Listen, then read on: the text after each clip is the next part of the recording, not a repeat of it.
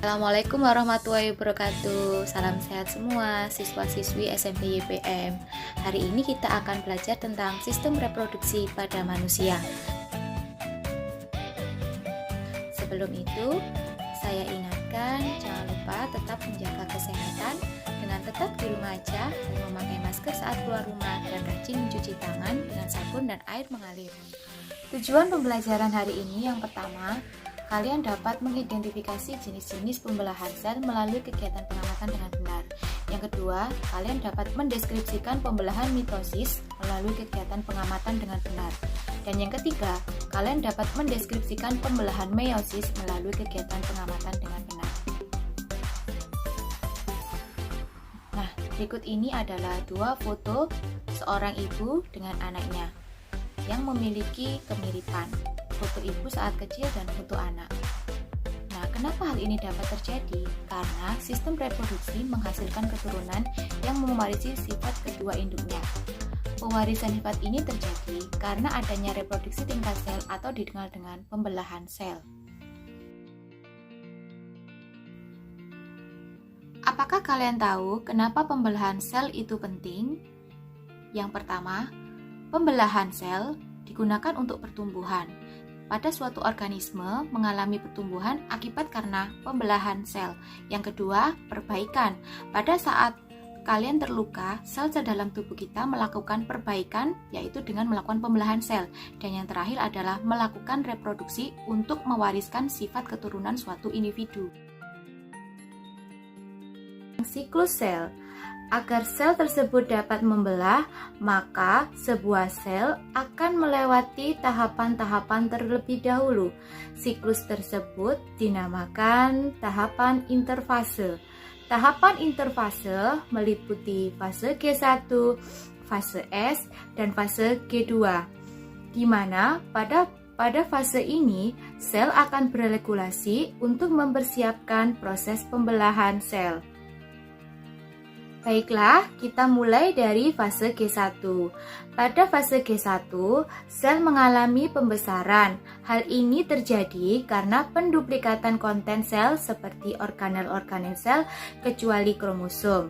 Selanjutnya, memasuki fase S atau sintesis, yaitu terjadi duplikasi DNA. Di sini terjadi proses penduplikatan kromosom, sehingga setiap kromosom memiliki dua sister kromatid. Selanjutnya, memasuki fase G2. Pada proses G2, terjadi penduplikatan organel-organel sel dan konten-konten sel untuk pembelahan kembali berlanjut. Pada akhirnya, sel siap melakukan pembelahan. Pembelahan mitosis. Pembelahan ini terjadi pada sel-sel somatik, yang mana fungsi terjadi pembelahan sel ini adalah untuk pertumbuhan, regenerasi, atau perbaikan sel. Pada dasarnya, pembelahan mitosis bermula dari sel diploid atau 2N. Seperti pada manusia, kita memiliki 23 pasang kromosom, yang totalnya kita memiliki 46 kromosom.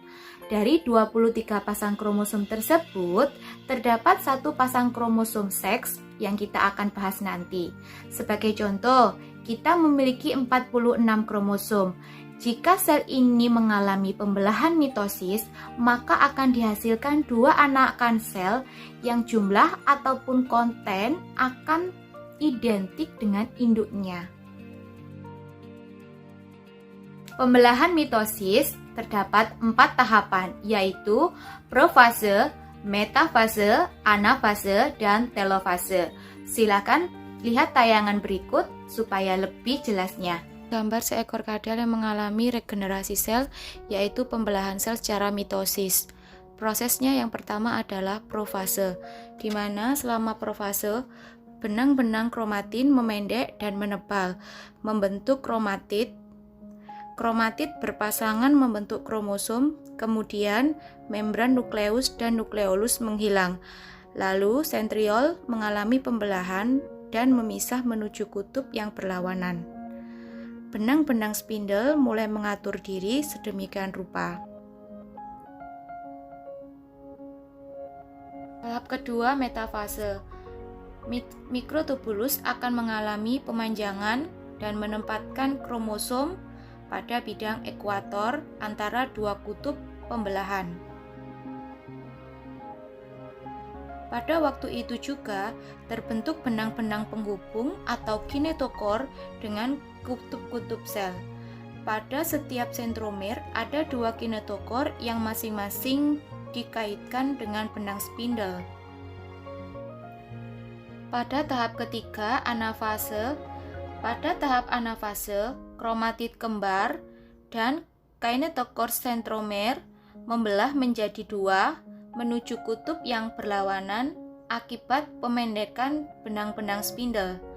Lalu, kromatid tunggal menuju kutub-kutub yang berlawanan dan akan memasuki sitokinesis, yaitu pembelahan sitoplasma.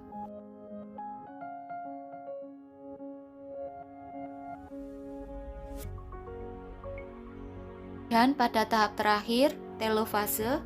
Selama telofase, kromatid telah sampai di kutub-kutub yang berlawanan. Kemudian, kromatid menipis dan memanjang menjadi kromatin. Kumpulan kromatin membentuk anak inti. Terbentuk membran nukleus di luar anak inti. Kemudian masuk ke sitokinesis. Setelah sitokinesis selesai, akan terbentuk dua sel anakan yang identik. Pembelahan meiosis. Pembelahan meiosis terjadi hanya pada sel gamet, contohnya sel telur dan sel sperma. Sel induk yang diploid atau 2N akan menghasilkan sel anakan yang haploid atau N. Pada umumnya, sel anakan memiliki material genetik yang tidak sama dengan induknya akibat dari crossing over yang terjadi pada proses pembelahan, sehingga memunculkan rekombinasi genetik. Pembelahan meiosis terjadi dalam dua tahapan, yaitu meiosis 1 dan meiosis kedua. Berikut video tayangan pembelahan meiosis. Pada proses profase 1, membran inti mulai menghilang. Kemudian terbentuk gelendong pembelahan. Kromosom menebal dan kromosom homolog saling berpasangan. Terjadi peristiwa pindah silang atau yang dikenal crossing over, yaitu pertukaran segmen molekul DNA yang sesuai di antara dua kromatid. Pada tahap metafase 1, kromosom homolog bergerak ke bidang ekuator dengan sentromer mengarah ke kutub. Masing-masing kromosom berikatan dengan benang spindle pada bagian sentromer. Kemudian tahap anafase 1, kromosom homolog ditarik oleh benang spindle ke arah kutub pembelahan sehingga kromosom homolog berpisah dan kromosom bergerak menuju kutub yang berlawanan. Membran sel mulai melekuk di bagian tengah. Kemudian telofase 1, nukleolus mulai terbentuk. Terjadi peristiwa sitokinesis, yaitu pembelahan sitoplasma menjadi dua bagian sehingga terbentuk dua sel anakan dengan kromosom yang sudah haploid. Pada tahap profase kedua, membran nukleus dan nukleolus mulai menghilang. Kemudian metafase kedua, setiap kromosom haploid tertarik ke bidang ekuator. Anafase kedua, benang spindle menarik kromatid menuju kutub pembelahan sel. Dan terakhir, telofase kedua, kromosom berada di kutub pembelahan yang membelah menjadi 4 sel yang masing-masing sel terdiri dari kromosom yang haploid.